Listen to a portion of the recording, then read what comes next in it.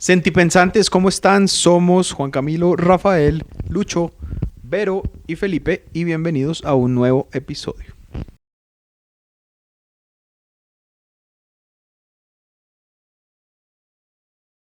Bueno, llegamos hoy con este espacio de video podcast, por eso la intro fue esta para quienes nos escuchan en el podcast. No la común de nuestro podcast, sino esta de el video normalmente, porque esto va para YouTube también.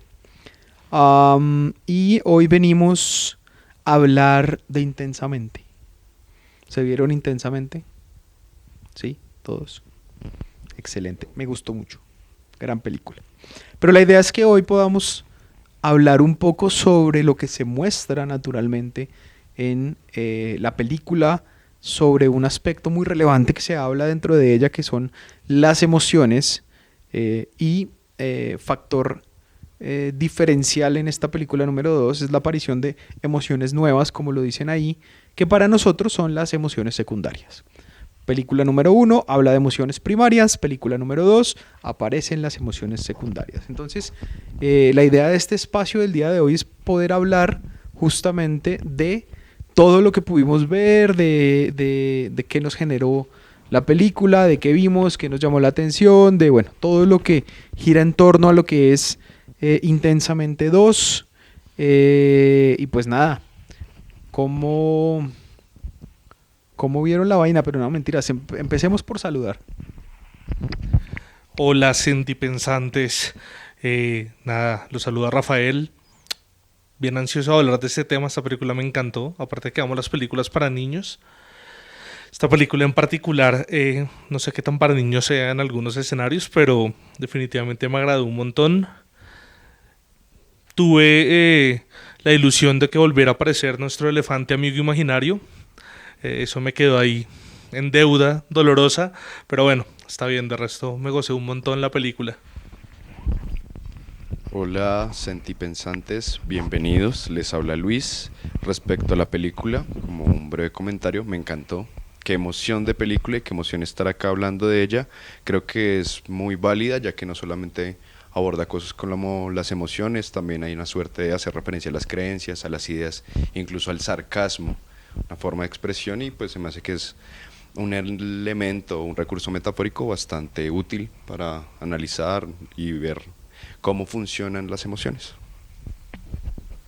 Hola sentipensantes, ¿cómo están? Les habla Verónica Fonseca.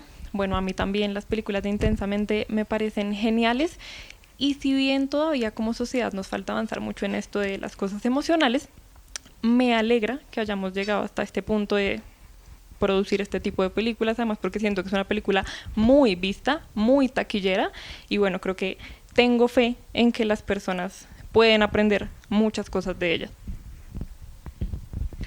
Hola sentipensantes, bienvenidos a todos a este podcast. También muy emocionado de hablar de este tema. Creo que a falta de elefante hubo bolsín, hubo otras sorpresas, otros elementos interesantes. Sí, eran las pistas de Blue, ¿cierto? Sí, claramente. No, las pistas de Blue.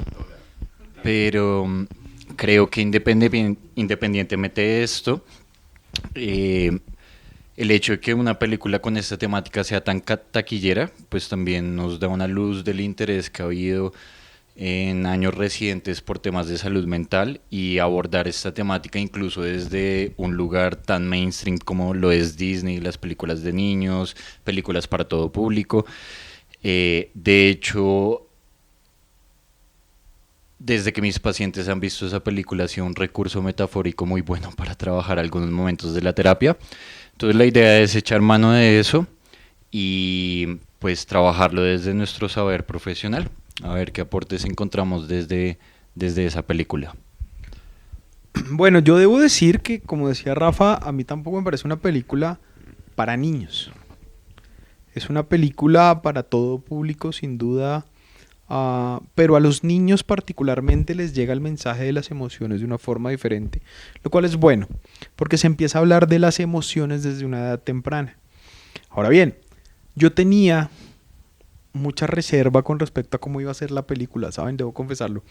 por lo que iban a aparecer aspectos tan complejos como la ansiedad, ¿cierto? Como la envidia, bueno, ya emociones más complejas en torno a cómo se manejan ellas. De por sí ya veníamos hablando de cómo las emociones primarias son difíciles de manejar, porque entonces cuando se habla mucho de la tristeza se tiende a llevar siempre a la depresión o muchos aspectos como estos, o el romper mitos sociales como el de que uno siempre tiene que estar bien y por eso Alegría era la protagonista. Aquí me gustó mucho que justamente le quitan el protagonismo a Alegría y que empiezan a repartir la idea de cómo ser protagonista en cada momento, cada una de esas emociones, ¿sí? Y aparece ansiedad en una etapa de la vida tan compleja como lo es la adolescencia, en esa explosión de esas emociones, que es justamente como nos lo muestran ahí cuando se estalla la alarma de pubertad.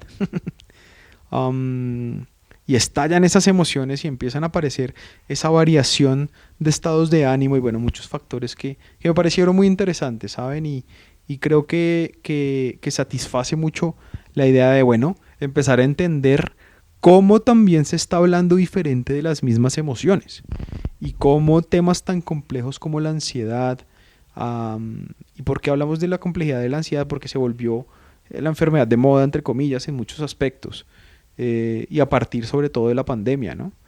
Desde ahí se empezó a hablar demasiado de ansiedad, pero entonces a lo que íbamos es, si antes todo era depresión, ahora todo es ansiedad. Entonces nos estamos yendo a los extremos y empezamos a generar, por ejemplo, una dificultad en la diferenciación entre lo que puede hacer el estrés, entre lo que puede hacer la ansiedad misma, o la angustia, o los nervios, o muchos otros factores que influyen en la cotidianidad y en el sentir del ser humano, que no necesariamente es ansiedad, pero que están por esa línea ligados de una forma muy delgadita, ¿no? Entonces, aquí empezamos a ver muchos factores de eso, ¿no? Bueno, yo quiero empezar con esto para ponerle problema a esta conversación. Y es, no voy a negar que amo la forma en la que manejan la película, pero hay una claridad que no sé ustedes cómo la vean, ustedes cómo la perciban, pero ansiedad no es una emoción. Tenemos que empezar por ahí. Ansiedad no es una emoción. Ansiedad es un mecanismo de alerta. No es una emoción propiamente dicha. Pero aún así podemos empezar a entender por qué es vital, y es una dosis de ansiedad es importante. Como lo vemos a lo largo de la película. Pero antes de discutir eso solamente quiero que miremos eso y miremos un segundo elemento que me parece súper importante, y son los crush. El crush de temor con ansiedad y el crush de tristeza con vergüenza. Ese coqueteo de estos personajes en varias menciones, es mucho más obvio el de tristeza con vergüenza, pero durante el camino temor todo el tiempo le está recordando alegría, porque ansiedad es mejor y porque ansiedad sí tendría un plan. Y eso me parece un elemento muy importante, como lo decía Pipe, al usar la metáfora de esta película para entender algo tan complejo como la ansiedad, y por qué la ansiedad está tan cerquita y tan relacionada, o es tan bien vista más bien, por el temor mismo. ¿Cómo ven eso ustedes? En cuanto a lo que mencionas de la ansiedad, estoy muy de acuerdo. De hecho, si les soy honesta, yo me imaginaba algo así como haciendo alusión al universo Marvel, como Bruce Banner que se convierte en Hulk. Algo así, pero con el miedo. O sea, el miedo mal manejado o cuando ya se sale de las manos se convierte en ansiedad, porque siento que parte de ahí, la base de la ansiedad puede ser el miedo. Entonces, la verdad, yo me estaba esperando algo así un poco muy Marvel, pero bueno, digamos que no fue así, lo pusieron como emoción, estoy de acuerdo, no es una emoción, pero creo que hubieran podido jugar todavía más si lo hubieran puesto como un miedo mal manejado. De acuerdo, yo también lo pensaba y por eso ahorita hablaba de aspectos, situaciones como la ansiedad y emociones secundarias como ahí sí vienen siendo ¿cuál era la que estaba así siempre acostada? Se me olvidó. pereza, ¿no? Más o menos era que tampoco sería una emoción como tal. Se llama aburrimiento. Aburrimiento. Tedio sí sería la emoción. Nostalgia aparece como emoción, sí es una emoción. Vergüenza naturalmente también lo es. Entonces, de acuerdo, aquí aparecen esa idea de emociones y la ansiedad como protagonista, que justamente como lo dice Rafa, yo también estoy de acuerdo, no es una emoción, sino es esa forma de proteger las emociones a partir de las emociones mismas. Entonces Vero lo decía, la base de la ansiedad viene siendo de pronto lo que es el miedo, con una mezcla de desagrado incluso, porque es todo lo que me genera la incertidumbre. La incertidumbre, que son todas esas ideas, toda esta gente trabajando, todos estos morraquitos que dibujaban las ideas desagradables, justamente es eso, ¿sí? Lo que empieza a generarnos esos estados que nos llevan a esos episodios ansiosos son esas ideas que nos vamos generando desde la incertidumbre del qué va a pasar y qué tal si, y si esto, y si lo otro, y si pasa esto, y si pasa esto, que eran justamente esas ideas emergentes a partir de todas las situaciones posibles que podían pasar. Pero aquí además lo muestran justamente desde esa mirada muy clara de todo lo más catastrófico posible. Porque así nos funciona el jodido cerebro. El cerebro nos juega malas pasadas, una de ellas, esa. Entonces, esos factores influyen demasiado. Y entonces el miedo, que es lo que empieza a generarnos la idea de proyectarnos en torno a todo lo que pueda pasar, junto con el desagrado de lo que pueda generarme esa vaina, se mezclan y empiezan a detonar la ansiedad. Pero entonces ahí también aparece esa idea de que la ansiedad es esa forma de querer satisfacer la alegría, ¿sí? Porque entonces mira que al principio ella, ay, soy tu admiradora y no sé qué y tal, y después ya es una lucha casi que de poderes entre la alegría y la ansiedad, en donde se dice, o dicen ellos que y eso me pareció chistoso, son emociones más complejas, ¿cierto? Que las primarias, y yo siento que no. Yo siento que no. Lo que pasa es que el estímulo social sí influye mucho para que se vivan diferente y se sientan diferente. Pero no sé si sean más complejas, porque es que las que tienden a reprimirse, justamente como lo hicieron en el frasquito cuando las mandan por allá a la bóveda, incluso miedo es la que dice, ¿no? Emociones reprimidas, tal cual. Y las que tienden a reprimirse son esas, las primarias. Por ende son más complejas aún. Amistosamente difiero. La ansiedad, vista como un mecanismo de afrontamiento, puede tomar una distancia de las emociones, pero sería chévere preguntarle a la gente de Disney qué modelo teórico usaron para basarse en esta película. Y hay uno que encuentro que puede explicar y llegar a la idea de que la ansiedad es una emoción, y es el modelo de las emociones de Plutchik. En las emociones de Plutchik hay 8 emociones básicas. Entre esas está la anticipación. La anticipación entonces es esa emoción que se encarga de planear, buscar los recursos necesarios que se requieren hacia el futuro. Es una emoción que tiene que ver mucho con la temporalidad del futuro y por tanto es una emoción que nos permite mantenernos vigilantes, explorar el territorio desconocido, pero preparando la maleta para poder entrar en el territorio de la manera más segura posible. Ahora bien, en ese mismo modelo de Plutchik existen las emociones compuestas, sinónimo de emociones complejas, y esas emociones complejas son la suma de 2 emociones básicas. En Plutchik, la ansiedad es una emoción compuesta, que es la suma de la anticipación más el miedo. Y creo que así recibí ese guiño y ese coqueteo que había entre ansiedad y el miedo, solo que creo que por practicidad del mensaje que se estaba tratando de transmitir en la película, se le llama ansiedad. Pero ansiedad en realidad es un personaje que tiene un miedo muy, muy profundo, y es dejar de ser valiosa. Que Riley deje de ser valiosa, y si deja de ser valiosa, entonces se queda sin amigos, no va a ser la mejor hija, la mejor jugadora de hockey, no va a recibir esa validación que le va a permitir evitar el riesgo de quedar en un lugar vulnerable, que tiene que ver mucho con la soledad, las pérdidas, o sea que también conecta mucho con tristeza. ¿Mm? Y de ahí su necesidad de complacer a alegría, porque alegría es la emoción que se encarga de filtrar qué es lo valioso. ¿Mm? Digamos, vemos en la primera película cómo alegría trata de resolver todo. Y a lo largo de esa película encuentra que pues las demás emociones tienen un protagonismo, un valor. Pero acá hay algo muy interesante, es la alegría la que le da el valor a esas emociones. O sea, sigue siendo una especie de emoción líder.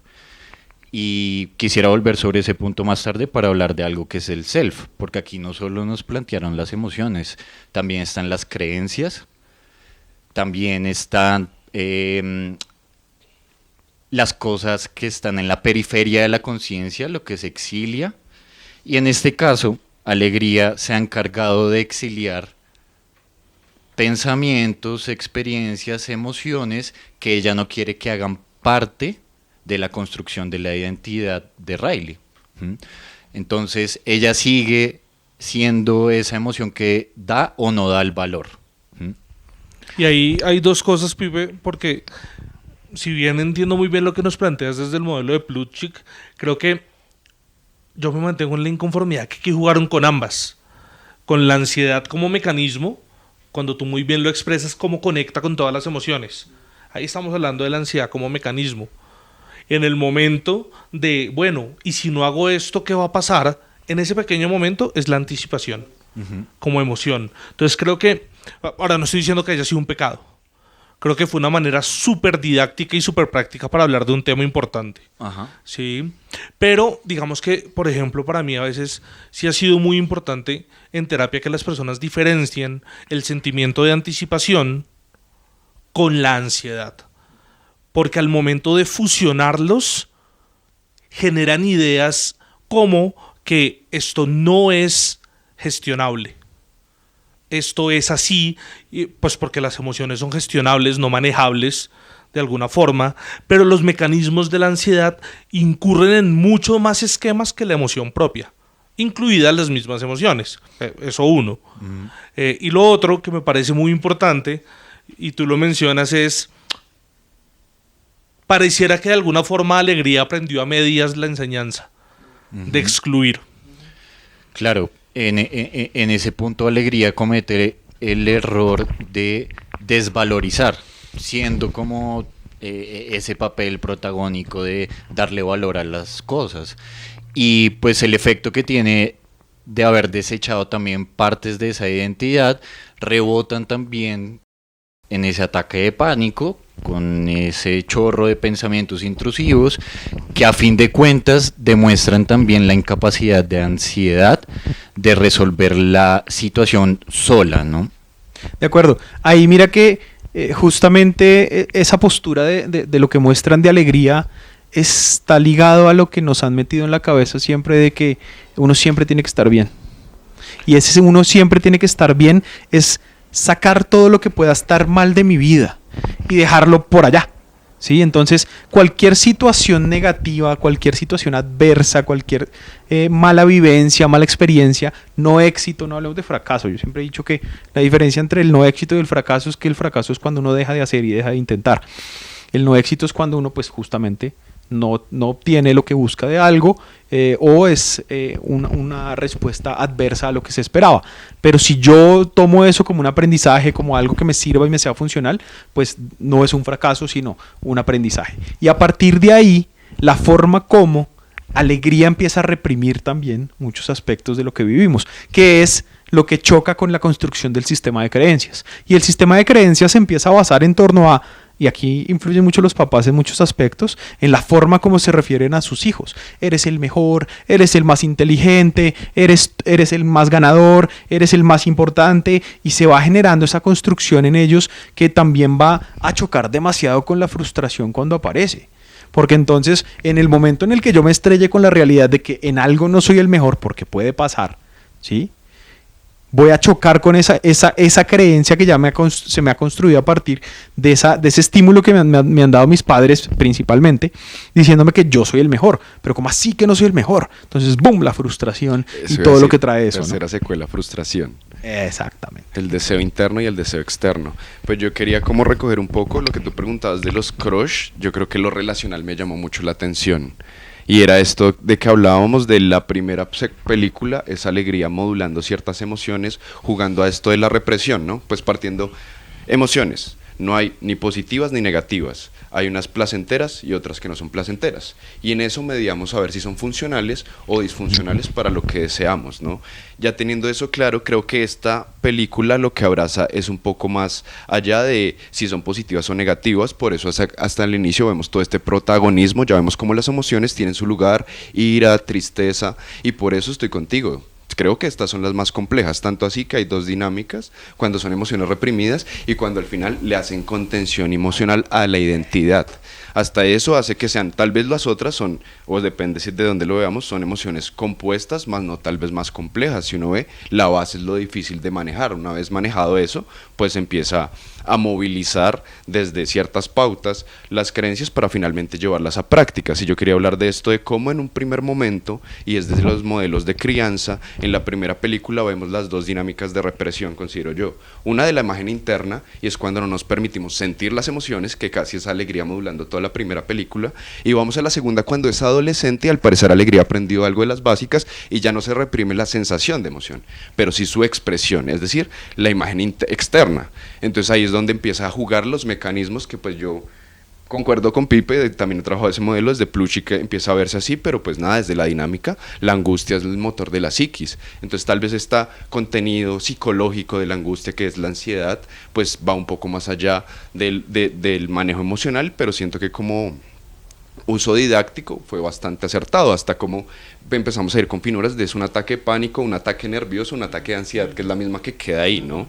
Entonces, pues creo que esta película me gustó bastante eso y quería decir, además de los crush, creo que ahí es donde media en estas emociones complejas y ya la relación que me encantó al principio es la relación de tristeza y alegría, ¿no? Cuando hasta en este canto es a donde yo vaya, tú vas, es que no se pueden abandonar las emociones, antes son las que nos guían y eso quería ir a lo que tú mencionabas de cómo estas emociones son compuestas y Plutchik tiene un modelo. También quería hacer la aclaración de por qué sale ese modelo, que es empezar a ver las emociones como funcionales, ¿no? Entonces una de activación, que es de valorar los recursos, es alegría. La apuesta, que es saber soltar esos recursos, dejar ir, tramitar, transitar, ¿no? Siempre es el modelo de la madre en estas películas, como la que acompaña.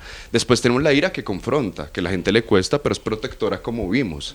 Y en esta protección es muy el padre. Y tenemos la opuesta, que es este cuidador de todos modos, que cuando pasa lo del paracaídas, se me hace muy curioso cuando él saca el paracaídas y todos, ¿qué estabas haciendo? Y él, pues ustedes no tienen. Es esta emoción que en serio protege y pues el miedo no es gratis, ¿no? Entonces ahí tenemos esos cuatro ejes y finalmente ya tenemos lo de Plutchik, que aparecen estas dos emociones, que la sorpresa a veces es cuestionada si es emoción o no, pero sí el disgusto, y opuesto a la sorpresa tenemos anticipación, y opuesto al disgusto tenemos confianza, que eso aparece en el modelo de Plutchik, pero pues quería hacer esa salvedad ya que funciona de alguna forma en relación a la otra, ¿no? Empieza a ser una dinámica relacional en Pixar, puesto emociones dentro de las emociones, son tan complejas que las emociones tienen esas emociones básicas. Si vemos en un momento alegría tiene tristeza, todas pasan por ese diálogo emocional, entonces se me hace muy curioso lo que empieza a jugar ahí y pues estaría como respondiendo a esto. Lo relacional creo que juega más allá de los crush, juega también cómo se llevan, hasta uno como pena deja que miedo funcione, todo este tipo de dinámicas. Diría que ya depende del modelo, pues ahí se puede sacar muchas cosas en relación a cómo jugó Pixar, hasta cómo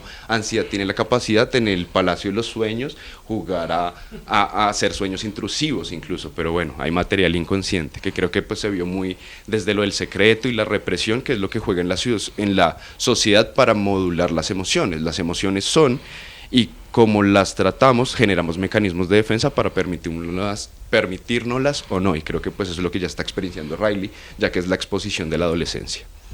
Y que en eso mismo hay un detalle que me parece bien importante, que no solo es el momento vital que está transitando Riley, sino también la importancia pues aparente de las cosas según el momento del ciclo vital. En cada momento del ciclo vital las prioridades cambian, las necesidades cambian, y aquí nos lo ilustran de una forma un poco cruda incluso con la isla de la familia y la isla de los amigos, ¿no? Entonces la isla de los amigos es una vaina gigante, llena de cosas, y la isla de la familia son 3 pequeñas estatuas al lado, ¿sí? Ya no tiene el protagonismo que en la primera tenía.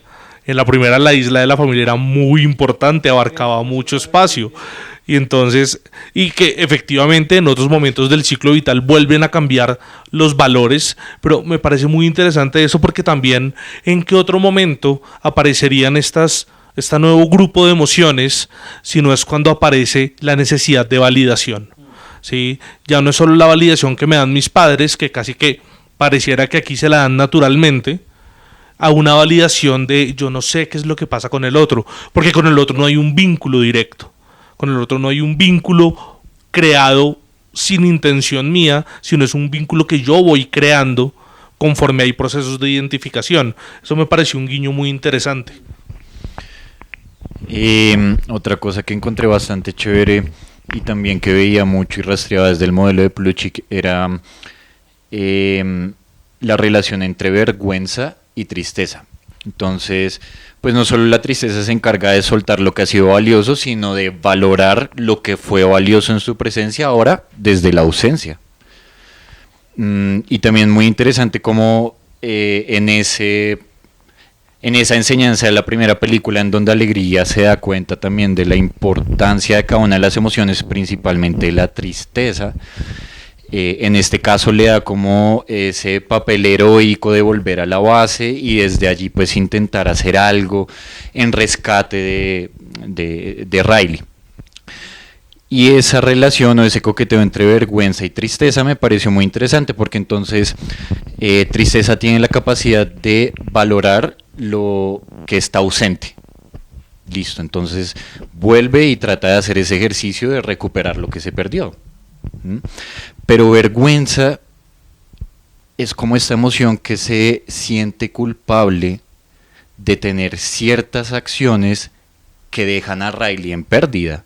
Hay momentos en donde vergüenza ve a Riley actuar con esa ansiedad, rechazando a sus amigas, con ese sarcasmo que crea también esa ruptura identitaria,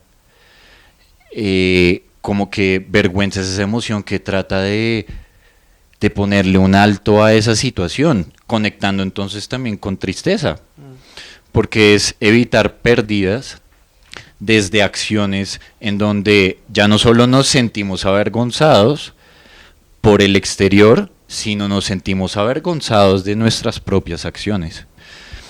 Y por el otro lado, aburrimiento en Plutchik es una versión del asco.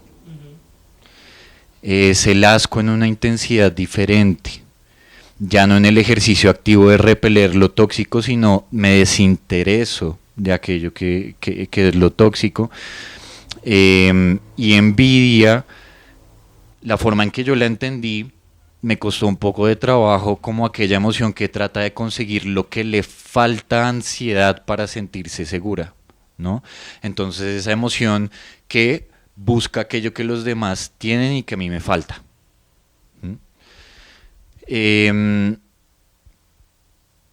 Ese tema del sarcasmo creo que es importante comentarlo porque en esos momentos Riley desbanca su propia identidad y genera esas grietas en la conciencia que me parecen muy importantes porque son asuntos que suceden también en terapia. Partes de nosotros que niegan otras partes externamente y el problema es para uno, porque el que queda amputado de su propia identidad es uno, ¿no? Y eso también me pareció sumamente interesante de esta película,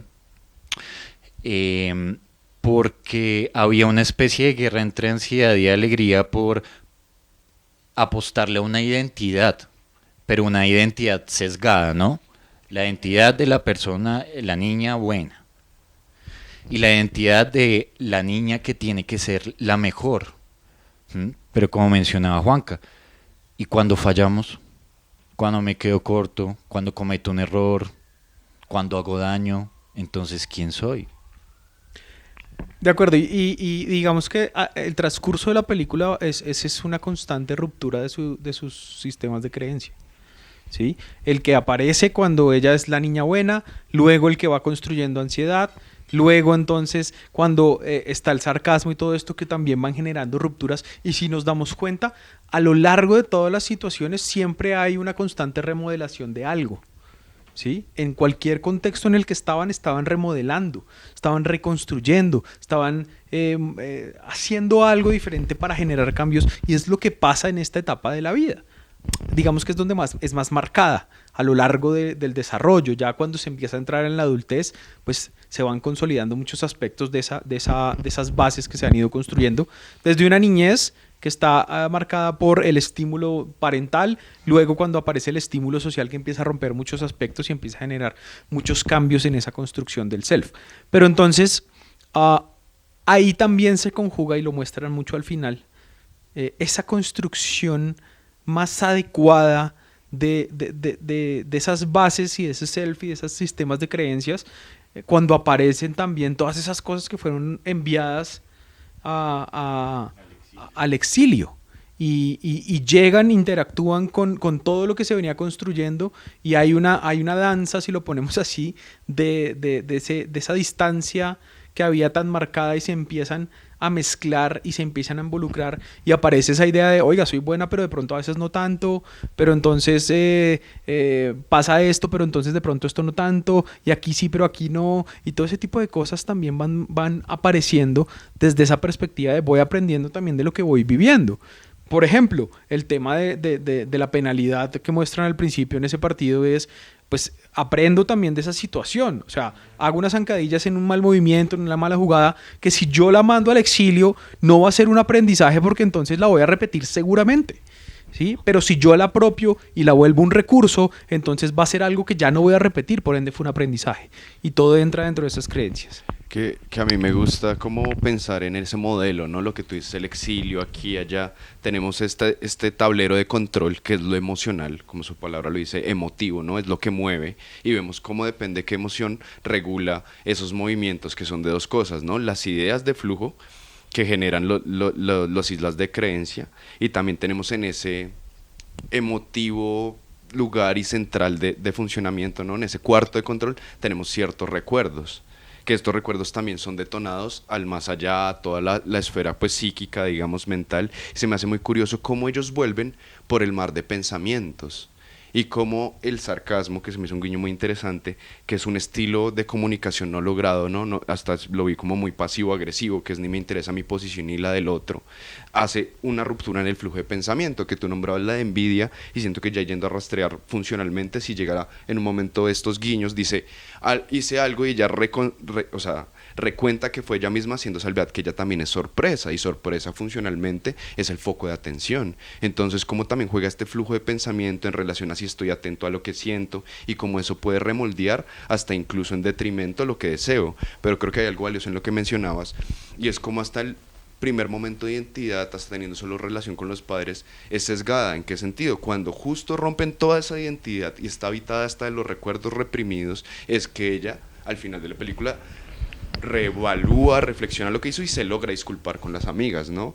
En el primer momento muestran una penalidad, la corren, y pues, como decía Juan, ese aprendizaje queda, nunca fue y se disculpó con la otra niña. En la segunda parte ella es penalizada con toda esta ansiedad porque quiere llevarlo todo, sí, una emoción que se lleva todo por delante, como a veces pasa, y cuando ya tiene un ataque de ansiedad, pero cuando vemos internamente qué pasa, y toda esa entidad ya no ignora pensamientos, ya no ignora escenas de todo lo que ella ha vivido, es en el momento que ella puede reevaluarse, ¿no? Entonces siento cómo es valioso ver hasta esa primera soy buena, no llega a ser suficiente, como tampoco solamente necesito pertenecer a esto, ¿no? Tengo que también saber que soy buena, que tal vez no, que pertenezco, que no.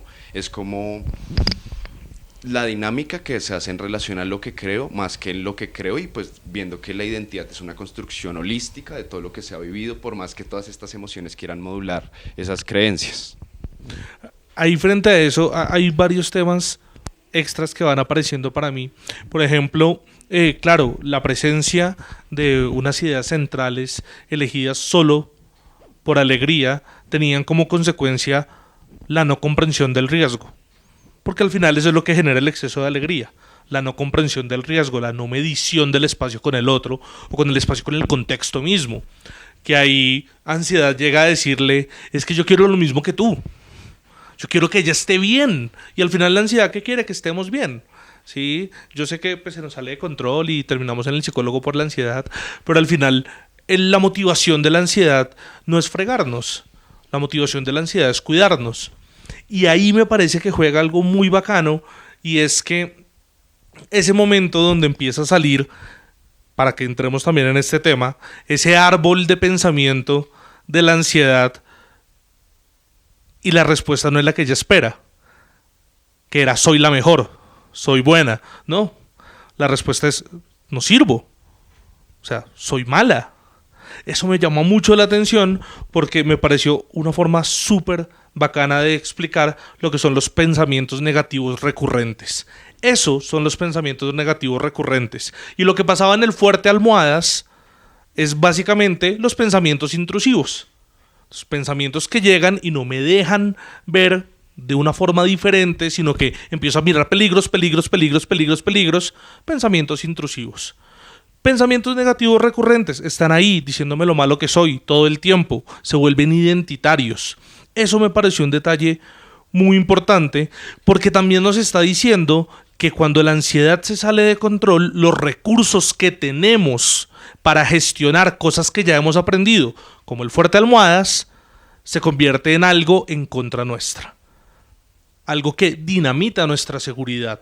Esos guiños me parecieron muy importantes, pero entonces empecemos a hablar de eso. Las ideas centrales. ¿Por qué las ideas centrales son tan importantes? Yo creería que, pues, basándose en la relación afectiva, todo lo que me afecta queda impreso, ¿no? En la huella anémica, en la psiquis, y eso tiene que ver con la carga emocional. Ahí tal vez sería como saliendo del protagonismo de alegría, serían estas emociones personificadas tomando lo que es más valioso para cada una, ¿no? O lo importante. Entonces creería que pues hay ahí un modelo emocional en relación a cómo las emociones introyectan esto, pero vuelvo también, hay modelos de crianza que nos han dicho como esa emoción no la permite sentir, entonces la siento y no la expreso, entonces ¿qué estoy guardando de esas experiencias? ¿Cómo las estoy enfrentando? O incluso, si me quiero expresar y no he sido reconocido en relación a, o no he sido respetada mi emoción o esa emoción dentro de un círculo, dentro de un circuito, de un sistema familiar, incluso es desplazada por otra, ¿no? Que veíamos como hasta unos recuerdos al final tenían multicolor, ¿no? Hasta alegría decía, pero esto no es así, pero tenía un poco de mí, pero ya no. Cómo se han remoldeado en relación a eso. Y hablabas de los guiños, siento que uno muy valioso, creería yo, y diciente importante era lo que decías, como este sistema de creencias y este árbol es, no soy valiosa. Pero además, a pesar de ello, estaba jugando en la cancha. Y es como no somos nuestras ideas, ni nuestras emociones, muestran la complejidad del ser, ¿no? Como a pesar el árbol solo era no soy valiosa y ya estaba dando ahí todo. Entonces, como también puede haber un distanciamiento en relación a las emociones que pues, o un manejo de ellas más allá de lo que soy, que pues también pasa mucho en terapia, ¿no? No soy mis emociones, no soy mis pensamientos, como hasta un pensamiento no determina lo que soy, incluso la emoción, porque pues si la manejo va a pasar a la siguiente. Entonces siento que ese guiño es valioso hasta como ella por dentro en teoría creería yo, no, pues no debería salir a la cancha, estaba jugando a todo lo que da, y vemos como también hay la dinámica actitudinal, ¿no? Como la actitud hasta se distancia de la conducta y la emoción. Entonces como todo un sistema integrado de factores que terminan determinando el hacer. Entonces siento que fue, pues a mí, para mi forma de ver, valioso el asunto. Yo pensaba, por ejemplo, en el vínculo. O sea, creo que es algo que no podemos desconocer porque es que, claro, el sistema de creencias no surge del vacío, no es algo inherente a la personalidad, no es la naturaleza de alguien, sino que se va construyendo a lo largo del tiempo con base en las experiencias que tenemos, en las relaciones, en cómo funcionamos en la vida, en cómo comprendemos el mundo. Todo eso es lo que va consolidando, organizando ese sistema de creencias. Entonces yo siento que las ideas centrales también se pueden estar nutriendo de lo que sucede con mis vínculos. Por ejemplo, si yo quiero ser validada, si yo quiero ser reconocida, pero tú que eres importante para mí no lo estás viendo, eso me va a calar, eso me va a quedar ahí. Y por ende voy a hacer todo lo posible para que tú me des eso que yo estoy necesitando. Entonces siento que el vínculo también marca muchas cosas que se van consolidando en la identidad, y siento yo que eso pasa a lo largo de toda la vida, claramente con personas distintas, ¿no? A mí no siempre me interesa mi familia, sino que me interesan más mis amigos, mi pareja, mis profesores, etcétera, etcétera, pero siento que el vínculo juega un papel muy importante ahí. Y también estaba pensando en otra cosa, y es cuando las emociones, no en sí las emociones, sino cuando lo que se deriva de las emociones se termina convirtiendo en una solución intentada. Es decir, soluciones que en vez de arreglar el problema terminan por incrementarlo. Entonces siento que cuando eso ya está muy arraigado, eso también termina constituyendo mucho las ideas centrales y por eso me es tan difícil salir de ahí. De hecho, la gente llega a consulta con un montón de soluciones intentadas que las siguen haciendo a pesar de que no funcionan, y a pesar de saber eso, tienen la esperanza de que el resultado va a ser distinto, siendo que lo que tenemos que hacer es cambiar de estrategia. Y pensando en ese tema de las soluciones intentadas, me parece genial algo que sucede, y es, si lo vemos, nos presentan primero un árbol de pensamiento de alegría, fácil de remover, porque es bastante fácil de remover. Después nos muestran el de ansiedad, que es muy difícil de remover. Sí, no solo con la metáfora del rayo y las espinas, sino que pues no lo podían romper fácilmente. Pero el árbol que nos muestran al final es un árbol flexible, que cambia de forma, que cambia de colores. El de alegría no cambiaba de forma. El de alegría siempre era unas ondas azules. El de ansiedad como un espino naranja, pero cuando empieza a ver esta flexibilidad del self, ¿qué es lo que pasa? Y Pipe, tú querías hablar de eso.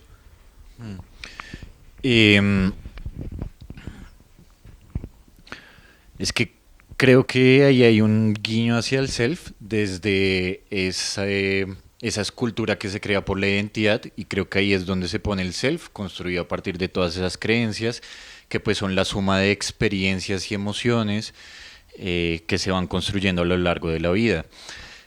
Y una de las cualidades más importantes del self, de acuerdo a Schwartz, es la alegría. Pero no creo que es esa alegría sesgada de la apariencia, de la idealización, sino la alegría como aquella que se encarga de dar el valor. Y pues hay algo entre la ansiedad y la alegría que es muy interesante, y es, alegría al principio se encarga de filtrar el valor de cuáles son las experiencias vividas que son importantes para la identidad y cuáles no. Pero ya son experiencias que han sido realizadas o ya han tenido su lugar dentro de la realidad. Por el otro lado, ansiedad se encarga de medir los riesgos de experiencias hipotéticas. Y dar el valor de las decisiones dependiendo de los riesgos hipotéticos que se pueden asumir en el futuro.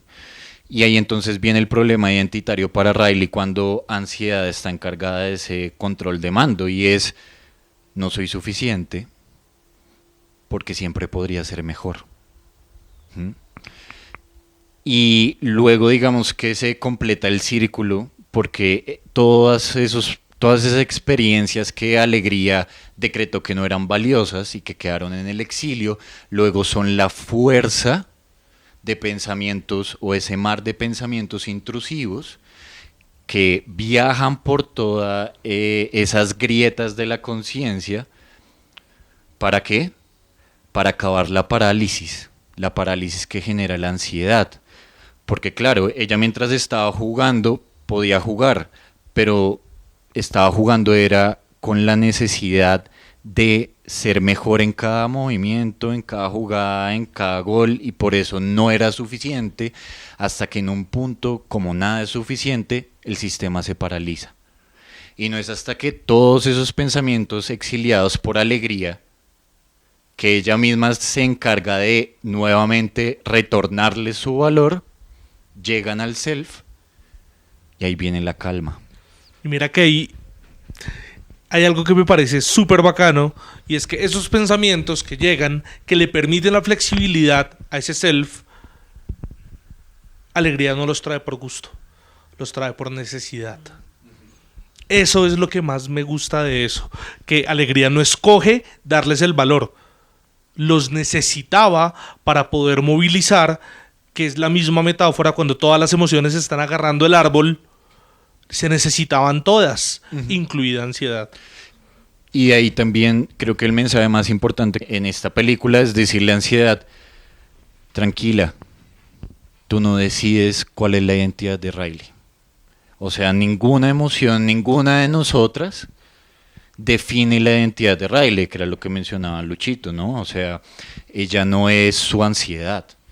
Y eso es lo que permite que pare su ataque de pánico, y es a pesar de todas esas cosas que estaba intentando lograr para protegerse del miedo de quedar sola porque sus amigas se cambiaron de escuela,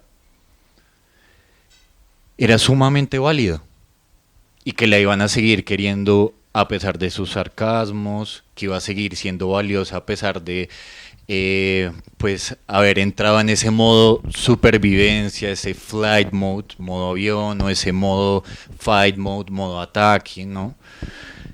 Es eso lo que le permite precisamente encontrar la calma, y es, ok, mi identidad también se compone de esas experiencias, de esos aprendizajes no tan agradables, dolorosos, vulnerables.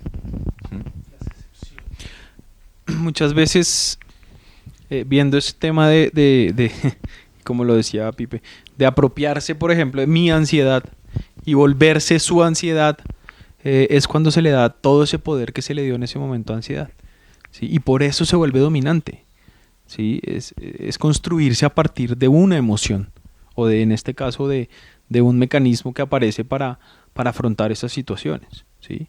Que no se maneja de la mejor manera en dado caso, y pues detona hasta el punto de estos ataques como lo muestran acá. Pero entonces es darle todo ese poder, es darle el protagonismo, es como volver es darle el rol principal dentro de ese mando de esa consola, si lo ponemos aquí en la película, y que solo una sea la que maneje toda esa vaina y no todas, como lo muestran, y haciendo énfasis en lo que decía Pipe. Al final, como todas son importantes para contener, como todas son importantes para construir la identidad, como todas son relevantes para todo lo que nos pasa.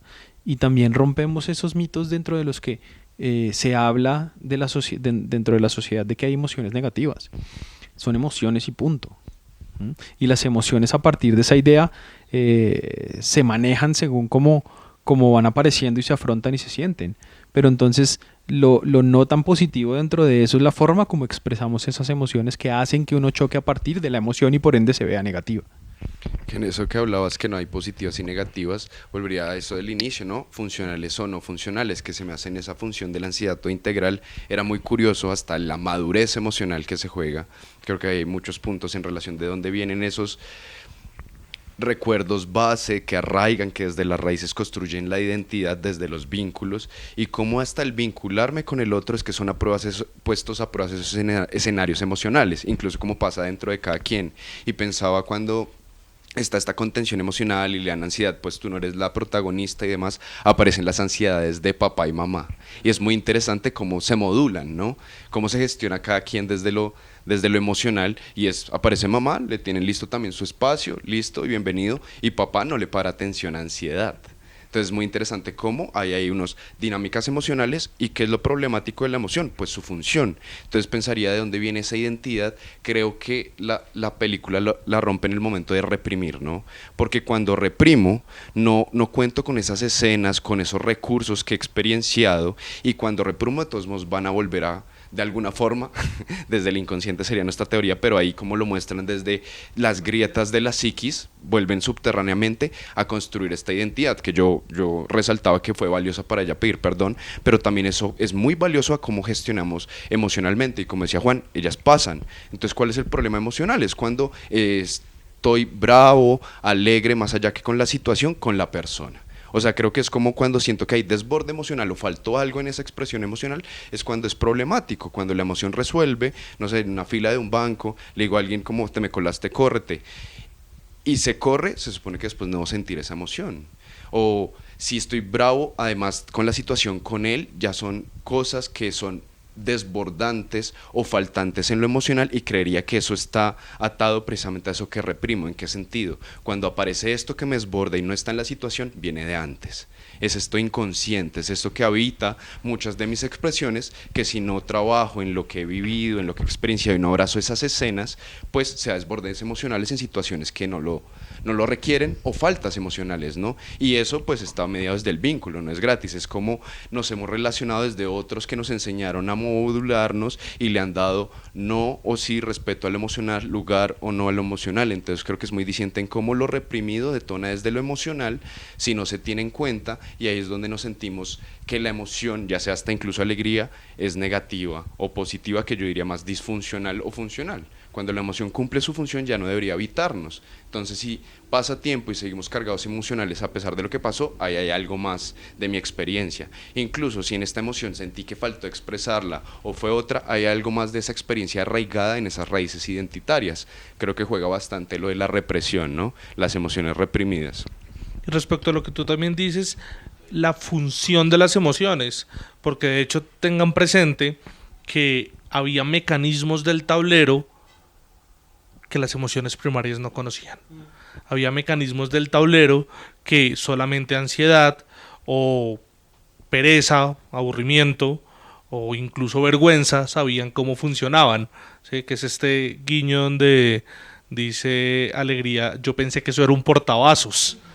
Sí, eso es muy importante porque, como dice Lucho, tienen una función cada una. Pero vea que a pesar de eso, y ahí también lo dicen, la que mejor la conocía de las emociones primarias era tristeza, ¿sí? Y era la que más la había estudiado también. Entonces, depende también de cómo se manifiesten esas emociones, ¿cierto? De cómo se conjuguen dentro de ese tablero y se construyan en torno a ello. Pero bueno, no sé qué podamos ir llevando hacia el cierre para que vayamos también dándole a este espacio, a este tema, pues ya una mirada hacia nuestro cierre, ¿no? Sí, yo estaba pensando justamente en esto que ustedes estaban hablando de cómo la ansiedad se termina volviendo el centro de la identidad, y es que esto aplica con todos los problemas psicológicos o con todos los trastornos, entre comillas, porque claro, socialmente no solamente escuchamos estos discursos de es que soy ansiosa, sino también soy depresiva, soy bipolar, soy, no sé, esquizofrénico, soy un montón de cosas, etcétera, etcétera, etcétera. Entonces, sí, creo que esto también es una invitación a que cuidemos nuestro lenguaje. El lenguaje construye la realidad. Y la construcción de la identidad es un proceso sociolingüístico. Eso es algo que no podemos desconocer. Entonces creo que como tratar de transformar ese yo soy a un yo tengo, o incluso recuerdo autores sistémicos que decían que había que cambiarlo por un yo me muestro de tal forma en un momento particular. Entonces creo que yo haría como esa invitación a que cuidemos nuestro lenguaje. Y también quiero hacer otra aclaración que me parece muy importante y no la quiero dejar pasar, y es que, claro, últimamente he visto mucho esto en redes sociales de que las emociones son transitorias, temporales, pasajeras, etcétera, etcétera, y sí, pero creo que estamos tomando de la forma en la que no es esto. El hecho de que una emoción sea transitoria no quiere decir que tenga que ser vivida rápidamente. Temporalidad no es lo mismo a velocidad, ¿sí? Porque claro, la temporalidad incluso puede incluir días, semanas y, más importante aún, porque a veces me llegan con esto, es que yo no entiendo la emoción porque se queda. ¿Estás tomando las decisiones que tienes que tomar? ¿Estás haciendo los cambios necesarios que tu vida requiere en este momento? De no hacerlo, por supuesto que vas a tener que convivir mucho más tiempo con una emoción determinada. Entonces todo depende de cómo se maneja. Si haces lo que tienes que hacer, la emoción se puede gestionar, se puede manejar de forma rápida o no. Pero creo que esto sí es muy importante, y temporalidad no es igual a velocidad. Yo, para cerrar, diría que el problema de las emociones termina siendo la viscosidad emocional, que tanto nos quedamos con ella, y como Felipe ha usado en terapias que compartimos, no es que la emoción pase, es yo pasar con ella hasta, como lo decía Vero, hasta como me estoy mostrando en ese momento. No es que yo sea un yo determinado, es un yo experiencial que se permite pasar estas emociones de una forma. ¿Y cómo pasarlas? Pues está película nos ayuda en lo principal, que es identificarlas. Siento que ya consultantes han empezado a elaborar desde las 5 básicas, 6 y pues ahí para arriba, como cada quien lo entienda mejor.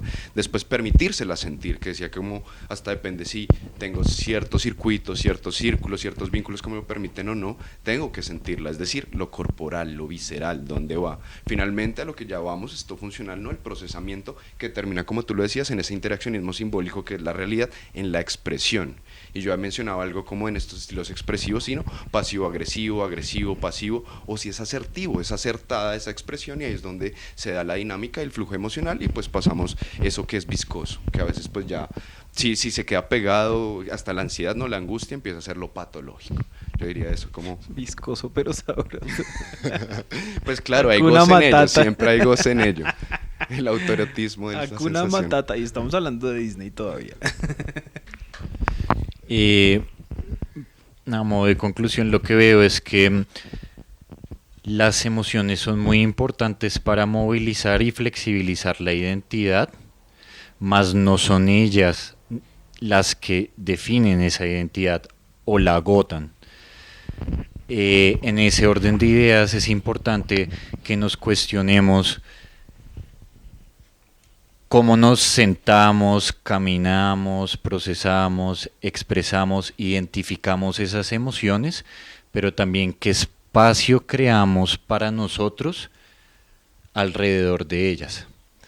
Porque somos nosotros quien les da ese lugar, esa función, esa jerarquía, esa importancia. Somos nosotros quienes escogemos cuándo mostrarla, pero también con qué razones la mostramos o la escondemos. Todo eso es muy importante para entender que las emociones, más que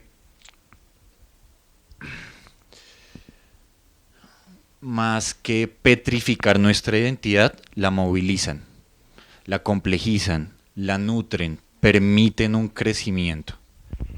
Y muy ligado a lo que tú dices, Pipe, que me parece muy importante.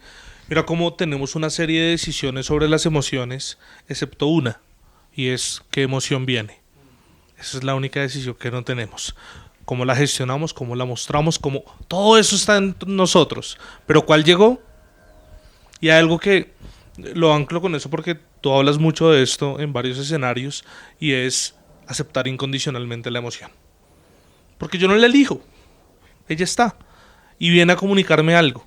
Ahora, si la quiero escuchar o no, eso sí es mi decisión. Ahora, si la escucho, genero las movilizaciones correspondientes a lo que la emoción me dice. Si no la escucho, pues también asumo las consecuencias de no escucharla y vengo a terapia. La invitación es a que sientan sus emociones. Que se conecten con ellas, las conozcan, compartan, salgan, qué tal que les queden gustando, entiendan cómo funcionan y mueran con ellas para De siempre. acuerdo. Pero que se las permitan sentir, eso es importante. No las metan en un frasco y las manden por allá a la bóveda y no las repriman. Porque además eso solamente las aumenta, ¿no? Exacto, porque además, así como pasó con todas estas vainas que estaban en el exilio, vuelven a aparecer, todo lo que está pendiente por resolver aparece y se manifiesta de alguna manera y en algún momento. Entonces, el tiempo lo cura todo, no es verdad, el tiempo lo acumula todo, y sobre todo cuando hablamos de emociones y cuando hablamos de situaciones que se construyen en torno a ellas. Hay que afrontar, es importante poder afrontar, permitirse decir, venga, ¿cuáles son los recursos que tengo, que he intentado, qué soluciones he intentado, cuáles me funcionan y cuáles no, para que aquellas con las que no funcionan, qué puedo hacer diferente y no seguir haciendo lo mismo porque ya es claro que no funcionan? Entonces probemos cosas diferentes y busquemos la mejor forma de resolver, de afrontar cada una de las situaciones que aparecen, y que cuando aparecen las emociones no les tengamos miedo. Ajá. Y este dato que se nos iba olvidando, y Vero me acaba de recordar con esa apología que hizo, que cuando la reprimimos se nos crecen, ¿dónde dejamos a nuestro secreto oscuro? Porque era tan grande, porque estaba exiliado. Exacto. Y al final, ¿qué fue? Una marica. Y al final, justamente no nos damos cuenta muchas veces de eso. de que esa emoción que reprime, que se reprime, que crece y que crece y que crece y que crece, termina siendo no un monstruo tan grande como lo pensamos. Y yo siempre por eso les digo a mis consultantes, nada es bobada, porque cuando nosotros volvemos una bobada a algo, entonces empezamos a pasarlo por alto. Mañana se le pasa, después se le quita, después hablamos de eso, eso no es importante, ¿sí? Y todo ese tipo de cosas lo que influyen o lo que generan, perdón, es en que se vaya acumulando, y ese monstruo va creciendo y después nos vamos a dar cuenta y es mucho más grande porque entonces, justamente lo decía Vero, creció y se va a manifestar diferente eventualmente. Entonces, pues nada, permítanse sentir, disfruten la película, quienes no la hayan visto, igual ya que les hicimos cero spoiler. No olviden en seguirnos en nuestras redes, que se las vamos a dejar por acá. En Instagram, Sentipensantes _ Psicoterapia. En TikTok, Sentipensantes. En YouTube, obviamente, pues aquí como nos ven, Sentipensantes. En Spotify, nuestro podcast que se llama Sentipensando. Síganos en todas partes, compártanos para seguir creciendo. Esperamos que les haya gustado mucho esta vaina. Si fue así, den ese like. Suscríbanse quienes no lo han hecho, activen esa campanita. Y nos estaremos viendo en un próximo video y nos estaremos escuchando en un próximo podcast, capítulo del podcast.